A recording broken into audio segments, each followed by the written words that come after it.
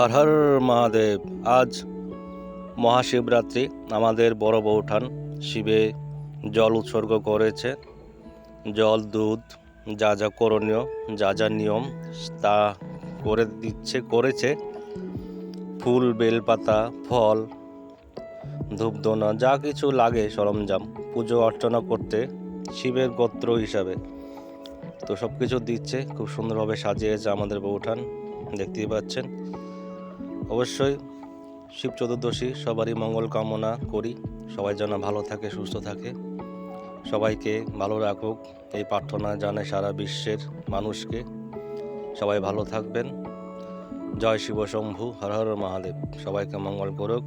আর বলবো অবশ্যই আমার ইউটিউব চ্যানেল ভবেশ বিশ্বাস গ্রামের ছেলে, সবাই একটু লাইক, কমেন্ট, সাবস্ক্রাইব করে পাশে থাকবেন, এইটুকু আমার নিবেদন আপনাদের কাছে।